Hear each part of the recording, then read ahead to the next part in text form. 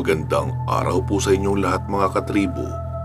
Heto na po ang pagpapatuloy ng kwento natin tungkol sa karanasan ni Kaemo.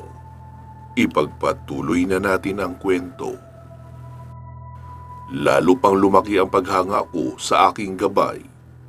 Kahit na nahihirapan na siya, ay hindi pa rin siya sumusuko at mas inuna pa ang kaligtasan ko bago ang kanyang sarili.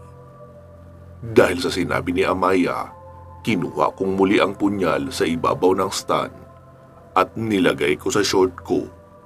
Inipit ko itong mabuti sa garter para hindi malaglag. Tapos tumalikod na ako para salubungin agad si Agum sa labas.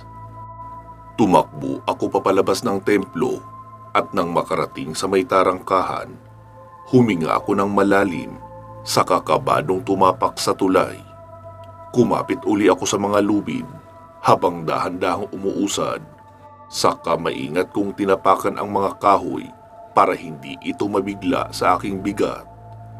Halos hindi ako humihinga habang tumatawid dahil naisip ko na baka mas lalo akong gumaan habang ginagawa iyon.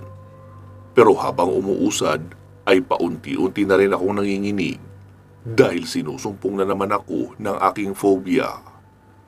Pero pinilit ko pa rin umabante kahit na pakiramdam ko ay bibigay na ako anumang sandali. Nang nakakalahati na ako ay hindi ko talaga inaasahan ang mga sumunod na nangyari na siyang nagpa-stress sa sarili ko noong mga oras na iyon. Nang papatapak pa lang ako para umusad, ay biglang nawasak ang kahoy na tinapakan ko at lumusot ang paa ko sa ilalim. Sa sobrang pagkabigla ay nabitawan ko ang lubid. Na-slide pababa ang mga kamay ko dahilan para mapaupo ako sa tulay at mas lalong mabigatan ang mga kahoy. Nawasak rin ang inupuan ko dahil sa biglaang pagkabagsak ko roon at ang sumunod na eksena ay lumusot ang likod ko sa butas. Pagkatapos ay tuluyang dumaoslos ang katawan ko paibaba. Bubulusok na sana ako, ngunit nagawa kong makakapit sa lubid sa ilalim ng tulay na siyang nagdurugtong sa mga kahoy. Isang kamay lang ang gamit ko noon, kaya takot na takot ako dahil inaakala kong mahuhulog na talaga ako. Napanood ko pa kung paano magsilaglagan sa tubig ang mga kahoy na nasira habang ang reaksyon ng tulay ay tumaas baba na parang spring ng kubrikama. Halos maghiwalay na ang kaluluwa ko sa katawan sa sobrang kaba. Nanginginig ang kamay ko sa nerbiyos. Dahil sa bigat ko ay nahirapan akong maiangat ang isa ko pang kamay sa lubid. Ilang minuto akong nagpalambitin sa tali kaya nangangalay na ang kamay ko. Kung magtatagal pa ako sa ganitong posisyon, baka hindi ko nakayanin at bumigay na ako. Tumutulo na ang pawis ko sa sobrang hirap at sakit na nararanasan ko. Napapapikit na ako sa takot. Sunod-sunod at walang patid ang paghinga ko. Subalit dahil kailangan ko pang mabuhay, sinubukan kong labanan ang takot na ito. Kailangan kong malagpasan ito dahil kung hindi, baka hindi ko na makita ang mga magulang ko at mga kaibigan na umaasang naghihintay sa pagbabalik ko. Dahil dito, tila nagkaroon ako ng determinasyon at lakas ng loob.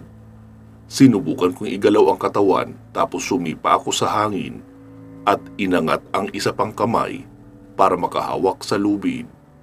Mabilis ko itong ginawa kaya hindi masyadong umuga ang tulay. Nang magtagumpay na makakapit ang isa ko pang kamay sa lubid, ay dahan-dahan ko namang iniangat ang katawan ko at sunod na ipinasok ang binti ko sa nasirang kahoy. Nanginginig ako sa kaba habang ginagawa ko iyon dahil pakiramdam ko titilapo na ang espiritu ko sa ibaba.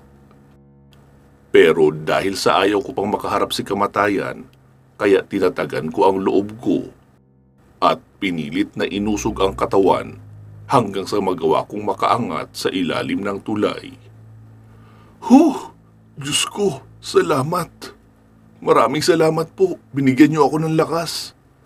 Nasambit ko na lang habang nakatihaya sa tulay. Nagpahinga muna ako saglit para makabawi ng lakas na nawala sa pakikipaglaro ko kay kamatayan. Nakaramdam ako ng hapdi. Tinignan ko ang mga palad ko at nakita ko ang mga paltos na gawa ng matinding pagkapit ko sa lubid. Namumula ang mga ito sa kirot pero tiniis ko ito sapagkat ang mahalaga ay nagawa ko ang isang bagay na sa hinagap ng isip ko ay hindi ko kayang gawin. Natutuwa akong nagawa kong lagpasan ang takot. Nagawa ko itong alisin sa katawan ko para lang mabuhay. Kaya magkahalong saya at kaba ang nararamdaman ko. Matapos ang ilang minutong pahinga, nagpasya na akong magpatuloy. Tumayo ako ng dahan-dahan at kumapit uli sa mga lubid. Pero tila napapaso ang kamay ko dahil sa hapdi ng mga palto sa aking palad na unti-unti nang namamaga at lumulubo. Ang ginawa ko na lang ay ang mga braso ko ang siyang pinanghawak ko dahil isang di pa lang naman ang pagitan ng dalawang lubid, kaya inipit ko ito ng mahigpit sa mga kilikili ko. Dahan-dahan akong naglakad at maingat uli na tumatapak sa mga nakahanay na baitang. Hindi na ako nagmadali dahil ayoko ulit na magkamali. Kalmado lang akong tumawid na hindi humihinga hanggang sa makaabot ako sa dulo. Sa wakas, nagawa kong malagpasan ang pinakamahirap na tulay sa buong mundo na siyang nagpakaba at nagpatakot sa akin ng husto. Nagawa ko itong lagpasan sa pamamagitan ng dedikasyon kong mabuhay. Kung hindi lang dito, malamang sumuko na ako at hinayaan na lang ang sarili ko na mahulog. Matapos ang makatindig balahibong nangyari, ay umusad na ako sa paglalakad. Habang patuloy na naglalakad ay kinapa ko sa tagiliran ang punyal. At nang masigurong hindi ito nalaglag, ay saka ko binilisan ang pagbaybay sa maliwanag na daan.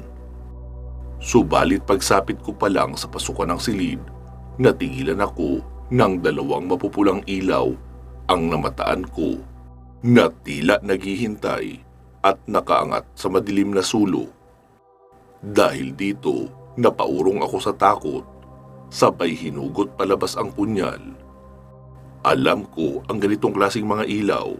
Ilaw ito na nagmumula sa mata ng isang nilalang. Kaya hinanda ko kaagad ang sarili sa dayuhang sasalubong sa akin. Pero maya-maya lamang, biglang humakbang papasok sa silid ang mahiwagang ilaw at laking tuwa ko nang bumungad si Agum sa harapan ko. Sa sobrang saya ay lumapit ako at yumakap ng buong higpit sa kanya. Tunay ngang buhay pa pala ito. Anong nangyari sa iyo, Agum? Ayos ka lang ba? Hindi ka ba nasaktan? Sunod-sunod na tanong ko dahil sa sobrang pag-aalala sa nangyari. Sinuri ko ang tiyan ni Agum pero wala akong nakikitang pinsala sa katawan niya. Maging ang ilang parte ng katawan ay buo pa rin naman. Huwag kang mag-alala, Emong. Ayos lang ako. Kailangan na natin maghanda ngayon dahil nasa paligid lang ang nilalang na iyon. Inaabangan tayo sa labas. Huwika pa nito. Kung ganun, paano ka nakapasok dito? Pagtatakang tanong ko pa. Dumaan ako sa ilalim ng lupa, kaya madali lang ako nakalusot sa kanya. Ano nga palang ginagawa mo sa ganitong klaseng lugar? Tanong naman niya sa akin. Si Amaya ang nagdala sa akin dito. Ang sabi, mas ligtas raw ako kung mananatili ako rito. At nakuha ko ang bagay na ito sa loob ng templo. Wika ko pa sabay abot ko kay Agum ng punyal. Hinawakan niya ito at bahagyang iwinasiwas. Sumagitsit sa hangin ang talim ng punyal at mas lalo itong naging makintab matapos niyang mahawakan. Ito ang mahiwagang balaraw ni Ugur Papaano mo nakuha ang bagay na ito, Emong? Pagtatakang tanong ni Agum. Paulit-ulit na lang ba? Sabi ko nga diba na nakuha ko sa templo? Inis na sagot ko pa, sabay na pahalukip-kip ng braso. Ha? Ang sagradong templo ng Gamaleya? Papaanong dito nakatago sa kuwebang ito ang banal na lugar ng Gamaleya? Sa pagkakaalam ko, hindi iyon basta-basta nakikita ng iba. Papaano ang isang katulad mo lang ang makakakita nito? Pagkamangha ni Agum sa akin at muli niyang pinagmasdang maigi ang punyal, manghang-mangha pa rin ito sa taglay na ganda at talim nito na animoy nakakita ng ginto na sobrang tuwa at halos ayaw itong bitawan. Abay malay ko, ba't ako ang tinatanong mo? Ba't hindi mo nalang tanungin si Amaya? Siya naman ang nakakaalam nito. Tsaka, sino nga pala ang ugor na yan, yung sinasabi mo? At itong templo, bakit ito tinaguri ang sagrado? Seryosong tanong ko pa kay Agum. Ibinalik muna ni Agum ang punyal sa may kaluban, tapos tumingin siya sa akin ng seryoso. Ang mga tingin niya ay yung tipong walang magandang gagawin, kaya medyo kinabahan ako sa sasabihin niya. Mukhang madugo at may madilim na kasaysayan ang lugar na ito, kaya naging exciting sa akin ang makinig sa ikikwento niya. Noong unang mga araw, mula sa panahon ng madilim na kasaysayan ng mundo, naglipana kami sa bawat sulok ng daigdig at naninirahan rito kasama ng naiibang mga hayop na di mo aakalain na totoo pala. Panimula pa ni Agum. Ang mga dinosaur ba yung tinutukoy mo? Tanong ko pa rito. Oo, kung yan nga ang tawag nyo sa kanila. Pero para sa amin, mga rigido ang turing namin sa kanila. Isa silang perpektong mga halimaw na mababangis at may iilan din naman na maamo. Pero lahat sila, ang tingin namin ay pagkain. Masarap kasi silang kainin. Yung tipong hindi mo titigilan kapag natikman mo na ito. Espesyal ang karne nila dahil siksik ito sa laman at mabitamina, kaya marami ka makukuhang sustansya kapag nakakain ka noon. Pero sa totoo lang, hindi ko alam kung totoo ba yun dahil hindi ko naman naabutan ang panahon na yun. Nagpasalin-salin na lang ang maalamat na kwentong ito mula sa matatanda sa amin. Noong panahon ng alita ng mga anghel at nilalang ng lupa, ay kasamang nalipol ang mga rigido sa digmaan. Marami sa kanila ang nasawi dahil sa makapangyarihang sandata ng mga alagad ng langit. Dahil dito, nagsimula kaming magutom at ang ilan sa amin ay nag-aaway-away na sa kawalan ng pagkain. Kaya napilitan kaming manirahan sa kagubatan at ilalim ng tubig at lupa. Mula rito ay gumawa kami ng kaharian na siyang masasabi naming sarili naming tahanan. At ang mga naiwan na rigido ay dinala namin doon para mapanatili ang kanilang lahi. Ngunit dahil na rin sa tagal ng panahon at hindi sanay sa kanlungan, ay unti-unting namatay ang mga ito hanggang sa tuluyan ng maglaho. Ngunit ang mga butong naiwan ng mga ito ay tinago namin at ginagawang palamuti sa kaharian. Dito rin kami kumukuha ng mga sandata at armas. Gamit ang matitibay na buto ng mga rigido ay nakakagawa kami ng sandata. At ilan sa pambihirang mga sandatang ito ay ang balaraw na yan, na ginawa ng maalamat na mandirigma na si Ugor. Isa siyang mababang uri ng roho, ngunit dahil sa taglay na husay niya sa pakikipaglaban, ay naging pinuno siya ng kanyang angkan. Halos ilang libo na ang napapatay niya noong kapanahunan niya ayon sa mga sabi-sabi, hanggang sa mamatay siya sa sarili niyang tahanan. Mahabang salaysay pa ni Agum. Ibig mong sabihin, namatay siya sa sakit at hindi sa digmaan? Ganun na nga. Naging masalimuot man ang buhay ni Ugor, pero pinagpala naman siya ng tagapaglikha at di siya hinayaang mamatay sa kamay ng kalaban. Alam mo, Emong, katulad ko ay ayaw rin ni Ugor sa mga suwail at pasaway ng mga uri namin. Kinakalaban niya ang masasama at nanatili siya sa mga pakpak ng tagapaglikha upang ipaglaban ang kabutihan. Hanggang sa kamatayan ay nanatili siyang tapat sa kanyang ipinaglalaban at winaksi sa isipan ang kasamaan. Kaya nga, bayani ang turing namin kay Ugor. Isa siyang dakilang nilalang na nabuhay sa panahon ng madilim na kasaysayan ng mundo. Sa araw ng kanyang pagkasawi, Naiwan niya ang karangalan at takot sa puso ng lahat. Maging sa mga alagad ng langit ay umabot ang kanyang kadakilaan at pinupugay nila siya ng may paggalang at respeto. Mismo ring ang kanyang mga angkan ang nagdala sa kanya sa Gamaleya, kung saan siya mismo ang nagtayo nito bilang alaala ng kanyang kadakilaan. Hinimlay nila ang mga labi ni Ugor sa templo matapos itong pumanaw.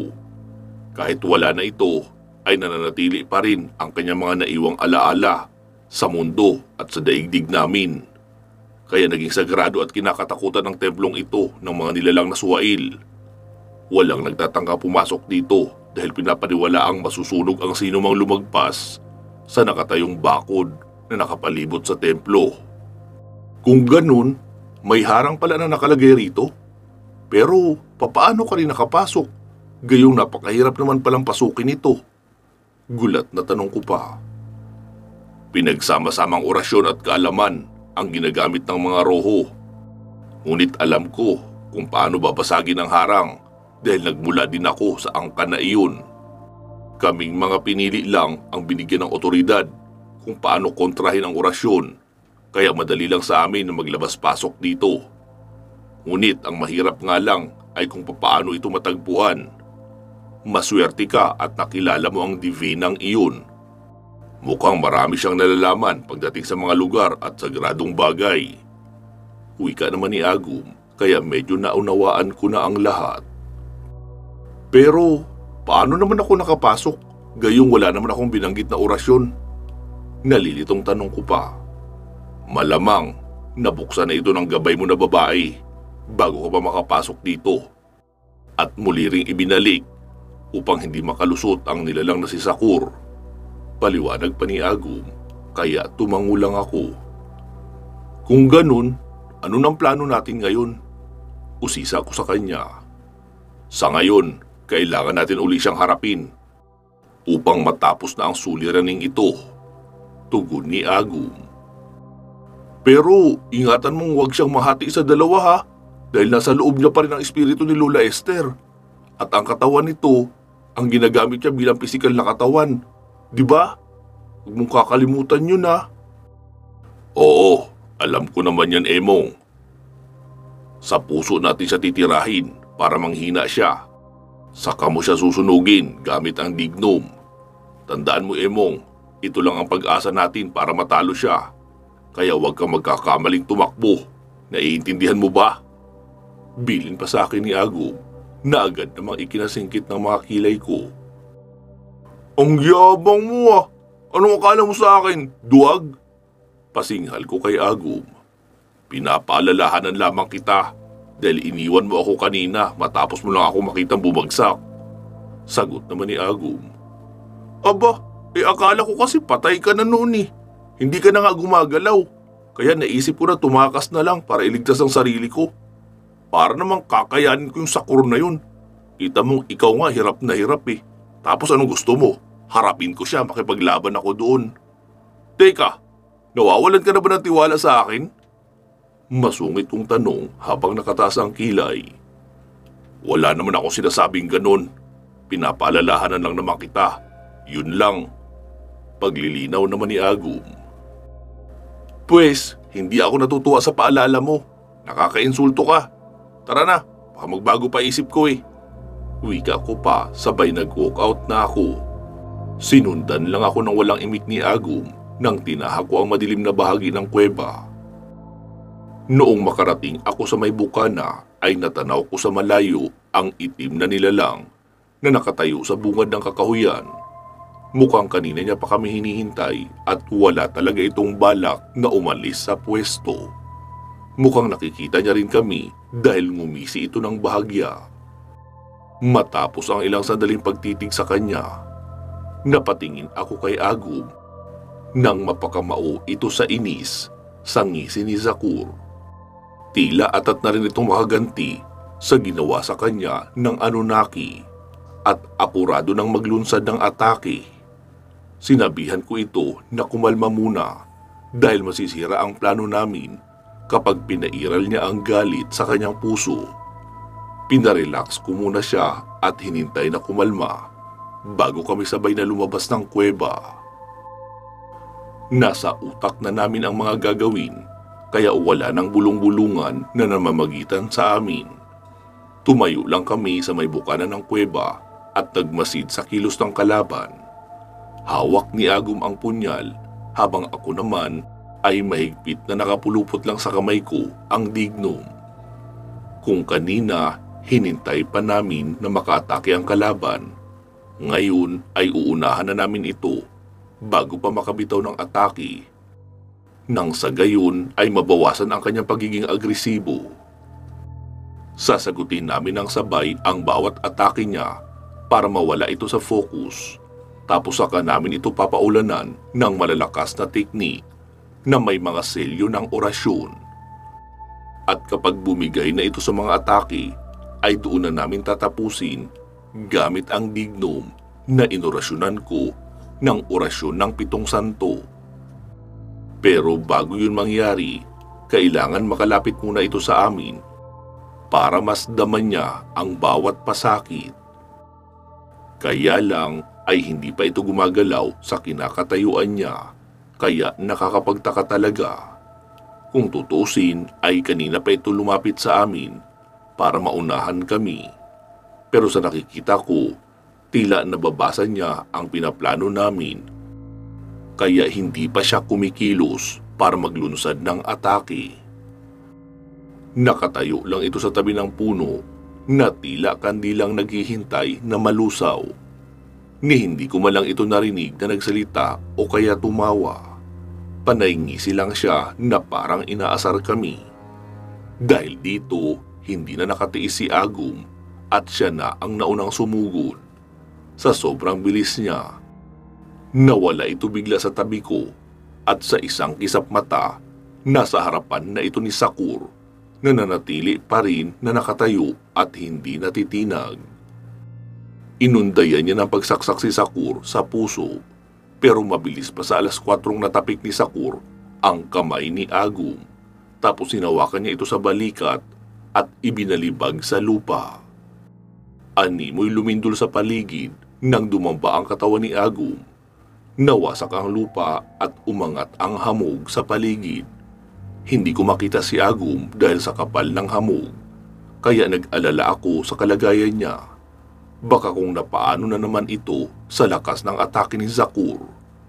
Maya-maya pa nagulat ako nang lumabas si Agum sa hamog at tumigil sa bandang puno na naka-Spider-Man stance. Mula naman sa hamog ay sinundan siya ni Sakur na may tangan ng sandata. Kakaiba ang armas niya dahil para itong katana na medyo nakapayuko ang talim.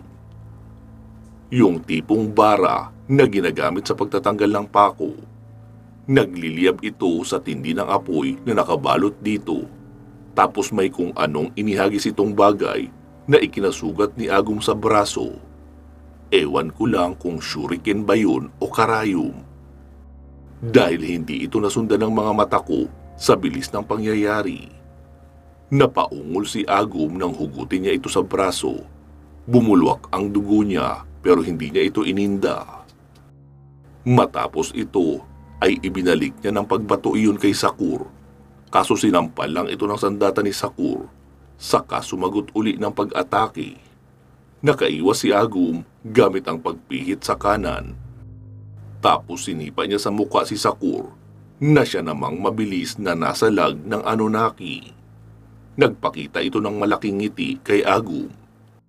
Dumistansya ito kay Agum at gumulong paatras. Mahusay ang pinakita mo sa laban, Roho. Talagang ngayon lang ako nasiyahan ng ganito. Wika bigla ni Sakur na ikinagulat ko naman agad. Marunong din palang magsalita ang loko. Akala ko kasi ay pipi ito. Pwes, masiyahan ka lang dahil yan na ang magiging huling ngiti mo. Sagot naman ni Agum kay Sakur. Humalakhak lang ang Anunnaki. Binukan nito ang mga pakpak at dahan-dahan itong umangat sa ere. Mukhang hindi lang pala natatanggal ang pakpak nito, kundi kaya niya rin itong ibalik sa kanyang katawan. Akala ko itinapon niya na ang mga ito matapos niyang mapakinabangan sa laban. Nang nasa 20 talampakan na ang taas nito, ay tumingin ito sa amin na parang Diyos na tinitignan ang kanyang mga nilalang. Hindi naman natiis ni Agum ang sariling inis at tumalon ito ng mataas. Sumugod siya gamit ang pagsipa sa hangin. "Hindi pwede! Iniinsulto niya ako!" wika pa ni Agum. Paparating na si Agum at nakahanda na ang balaraw upang undayan ang Anunnaki. Subalit umikot lamang si Sakur at ginamit ang pakpak. Natabig niya si Agum. Parang sinampal si Agum nang tumilapon siya papunta sa mga puno. Nakatapak si Agum sa isang sanga, kaya napigilan nito ang pagbulusok pa ibaba. Sumugod si Sakur at hinambalos nito nang nag-aapoy na sandata niya si Agum. Pero nakagulong si Agum palayo at sumagot din ang atake kay Sakur gamit ang pagbuga ng hangin. Nilipad palayo si Sakur, subalit nagawa niyang salubungin ito gamit ang kanyang sariling lakas. Umusan lang orasyon si Agum kaya mas lalong lumakas ang hangin, kaya hindi na ito nagawang labanan ni Sakur at tuluyan ng tinangay. Sa lakas ng hangin ay nawasak ang mga puno na pinagtilapunan ni Sakur at tila binugbog ang katawan nito sa malalaking sanga ng punong bumangga sa kanya. Mag-isa lang na nakikipaglaban si Agum, samantalang ako ay nakatayo lang sa tabi at nanunood sa magiging katapusan ng laban. Pero ayoko ng ganito. Ayokong tumunganga na lang at maghintay sa tabi habang nahihirapan si Agum sa laban. Kailangan ko rin kumilos upang makatulong kay Agum. Kailangan kong gumawa ng paraan para maselyuhan na si Sakur. Isang nakakabulag sa bilis na anino ang biglang sumuntok kay Agum at tumilapon siya sa malayo. Mula sa pwesto kung saan nakatayo si Agum ay nabuo ang anyo ni Sakur na nakangisi at nakatitig sa akin. Matibay talaga ang damuho dahil basta na lang itong tumayo na hindi man lang nakaramdam ng sakit. Dahan-dahan itong lumapit patungo sa akin habang hawak ang armas na nag-aapoy sa init. Hinipan ko ito ng tigalpo pero nagulat ako nang bigla itong maglaho tapos sumulpot sa ibang direksyon. Tinira ko uli ito kaso ganun pa rin ang mga nangyayari. Naglalaho ito at lumilitaw sa ibang pwesto. Nawawala sa kanan tapos susulpot sa kaliwa, vice versa. Naiinis na nga ako sa kakatira dahil hindi ko malang ito matamaan kahit isang beses. Napapagod na rin ako sa kakaihip hanggang sa hindi ko na namalayan na nakalapit na ito sa akin. Hindi ako nakareact agad nang sakalin niya ako tapos iangat ako sa ere. Halos hindi na ako makahinga sa higpit ng pagkakahawak niya sa leeg ko. Nagmistula akong manika na pinaglalaruan lang ng malaking mama. Unti-unti na akong nauubusan ng hangin sa baga. Bawat segundong lumilipas ay nawawalan ako ng ulirat. Mukhang katapusan ko na. Pero sa pagpikit ko ng mga mata ay isang nakakasilaw na liwanag ang biglang sumapak sa pisngi ni Sakur.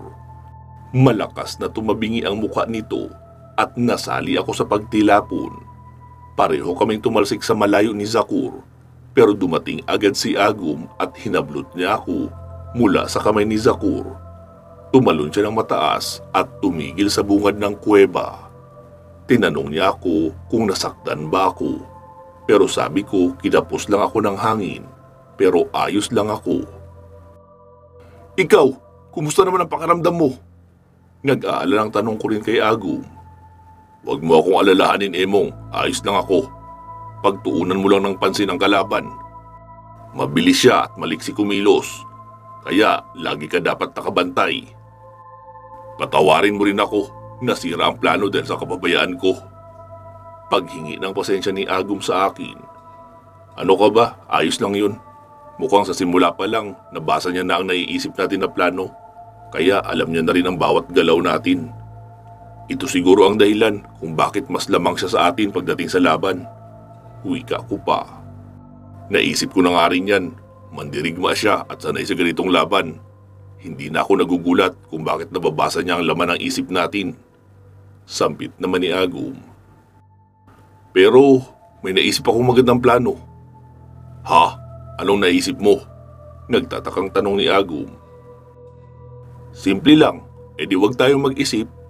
Maiksing sagot ko pa na agad namang ikinagulat ni Agum. Nasisiraan ka na ba? Paano tayo mananalo kung hindi tayo mag-iisip ng plano? Litaniya pa ni Agum. Siyempre gagawin pa rin natin ang unang plano. Kaso wag ngayon. Wag muna tayong mag-isip. Hayaan natin siyang mag-isip kung anong gagawin natin. Aatake lang tayo ng aatake sa kanya na hindi pinag-iisipan. Ganun ang gawin natin. Nakukuha mo ba ang sinasabi ko? Oo, ikaw bahala. Tignan mo, ayan na siya, kaya maghanda ka na. Sambit ni Agum. Tinignan ko si Sakur at nagulat ako nang tumatakbo na itong lumalapit sa amin. Pero sa halip na matakot, lumuhod lang ako ng dahan-dahan, saka dumakot ng kaunting lupa at inorasyonan ko. Papalapit na si Sakur habang nakahandang umunday ng kanyang sandata. Tumalon si Agum upang salubungin ito gamit ng kanyang punyal upang puntiryahin muli si Sakur. Nang hahambalos na si Sakur ay sinabuyan ko ito ng lupa sa mukha at pansamantala itong nabulag dahilan para maudlot ang kanyang pag-atake. Sinamantala ito ni Agum sa kasinaksak si Sakur sa puso. Kaso ang kaliwang mata lang ni Sakur ang nabulag at ang kanang mata ang nakapansin sa atake ni Agum. Kung kaya't bago pa man bumaon ang balaraw, nahawakan agad ni Sakur ang kamay ni Agum at mahigpit na hinawakan ang armas. Gamit ang isang kamay, pinilipit niya ito, kaya nailihis ni Agum ang direksyon ng punyal.